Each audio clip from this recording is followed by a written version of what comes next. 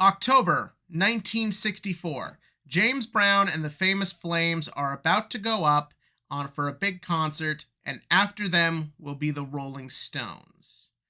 Now, to James Brown, they are basically acting as the Rolling Stones opening act, and for James Brown, he ain't nobody's opening act. So he comes up with this really great, crazy, insane performance. I think you can find it on YouTube. He's like going crazy, incredible music. He's like sweating. He looks like he's about to pass out. The audience is going crazy. James Brown has won the night, no problem. So as him and the rest of his band are walking off, he just turns his head to the Rolling Stone, puts on a big smile, and just says, "Welcome to America." And the Rolling Stones knew they were fucked. What is the point of this story? The point is, it really sucks when you've got to come up after perfection. And yeah, that's this 2 episodes in a nutshell. Yeah, as many of you remember, I'm sure, I declared Cardfight Vanguard Will+Dress episode 10, season 2, whatever this is, was the best single episode of Cardfight Vanguard ever. So going into these 2 episodes, I kind of knew that they couldn't keep the momentum going, even just based on like the preview for the episodes. I knew that there was a problem. So I'm not as mad as I was before episode 10, but I'm not happy either. So I'm going to try and balance this out and criticize, but also give praise. But if I seem like I'm not as angry, it's mostly because I wasn't really expecting much to begin with. So without further ado, let us get started with where episode 11 begins, with Donji, Sam, and Rika heading off to a storage container in the middle of the desert because that's Sam's secret base. Okay. All right. I could question this, but I won't. I'll try not to. Yeah, so they go into this secret base, and there's no bathroom. What happens when Sam has to, like, take a piss? And then, no, not questioning it. Not questioning it. They sit down at Sam's base, and he just has, like, full perfect internet in the desert. Why not be... No. He hacks in to the Uniformers headquarters, and no, this I will criticize. Why didn't you do this already? Why are you literally waiting till like things are reaching the precipice of insanity to do something you could have done the whole time? You knew Uniformers was the bad guys. Why not do it then? Whatever. So they hack into Uniformers, where we're told that he was a buddy of the main bad guy's brother, who's the guy who died. And they were working on this AI, and the brother, as we see in flashback, just kind of wandered in, turned the AI on, and just started all of this to continue his brother's work in honor of his memory. We'll talk about this. But yeah, so they hack into Uniformers, where they find the computer world, where Michiru is hanging out, and Sam's all like, "I'm going in!" And we find out that just sitting there on the table is the most advanced technology on the planet, just hanging out in the open like my DS is right now. Don't want to have that shit like locked away or with the government, so just leave it out in the open. So Sam goes in, and I will say credit where credit is due. I like the fact that visually you can tell that this is a older, more rudimentary model compared to what was on Urara's head. I also like the fact that you can also tell it's an older model because Sam has to actually really concentrate to maintain the connection with the internet or whatever. And also, anyone who uses it talks while they are communicating in the virtual world, which again also shows it doesn't like communicate as directly close to the brain as the current model does. Just a nice little detail that I appreciated. But yeah, no. So Sam's all like, "Michiru, you gotta come back. This is insane. You're crazy." And Michiru's like, "I know I'm crazy, but I want to play more Vanguard here in cyberspace, so I'm not gonna leave." And Sam's all like, well, I should probably card fight you because they built me up in this show and all I've done is explain shit and lose to Toya. But I'm not going to do that. Instead, I'm going to have Rika card fight you because that's the ethical, morally correct thing. Have the fucking 16-year-old kid from Japan deal with you who has potentially been converted into some sort of international cyber terrorist criminal thing or whatever's going on in the show. I don't know. And Rika's all like, I'll do it. I'll fight you, Michiru, because you're my idol and my hero, and this is the moment I save you.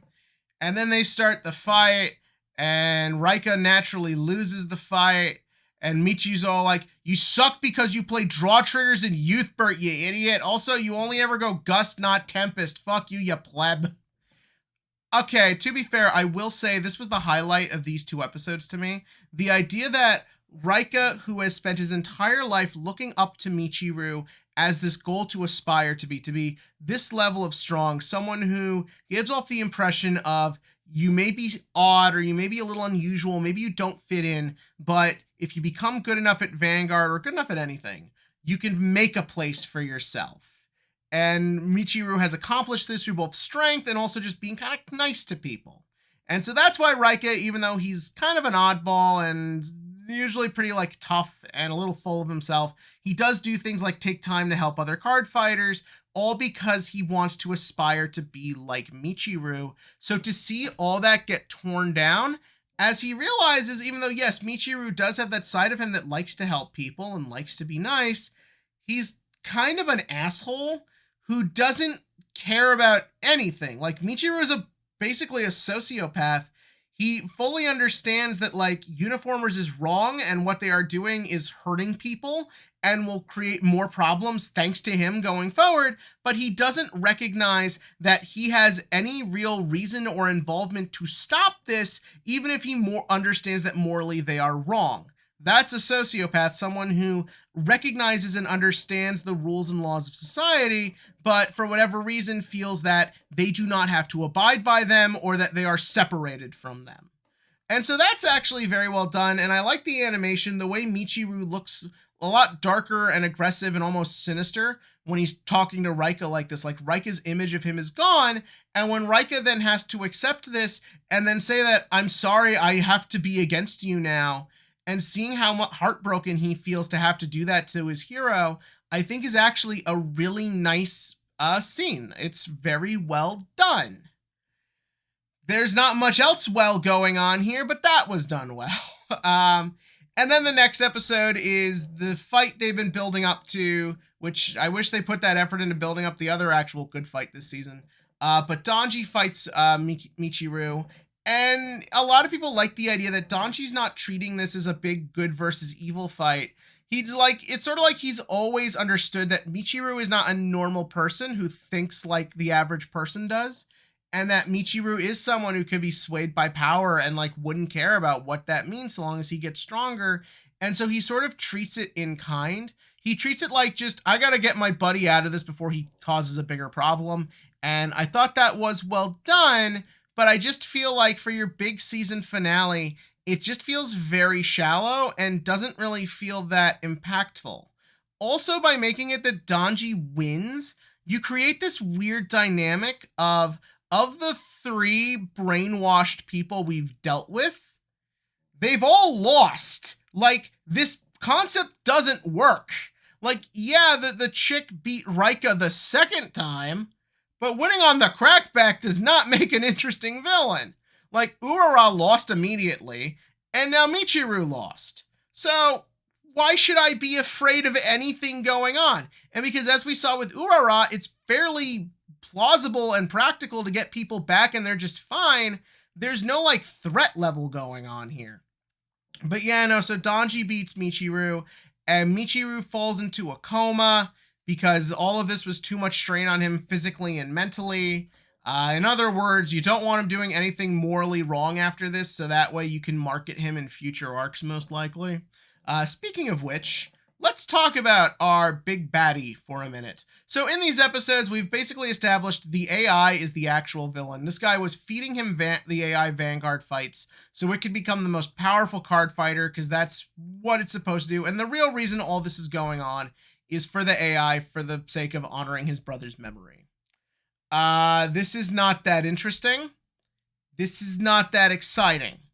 And by showing that he feels bad that Michiru is in a coma, despite Michiru being a grown man who made these decisions of his own free will while being informed, doesn't really hold any weight to it when you also remember this guy is also experimenting on literal fucking children, had his AI, I guess, stalk 2 children so he could eventually like lure them into his web to groom them. How the fuck does that work? How does the AI know that Urara and the other girl were good card fighters when Urara didn't even know what Vanguard was at the time? How would it know to go after her?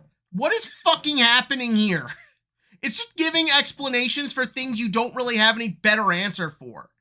But yeah, and so because of that, like, I just don't fucking care about this guy. Like, they're clearly just gonna redeem him because they've put him on products and you can market him more for future set releases. That's all that's really fucking happening here.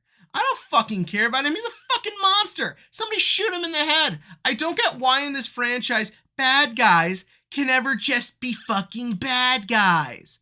Why do they always need to be redeemed and then be good guys an arc later and like never deal with the consequences of their actions? Ren, Leon, Takedo, all these characters get set up as antagonists, but because Bushiroad wants to market their clans and not make new characters for them to market them with, you just end up giving them these bad fake redemption arcs where effectively they're just forgiven for every fucked up thing they do or just written out unceremoniously. Like, it's not compelling or interesting, and that's how I'd sum this whole season up.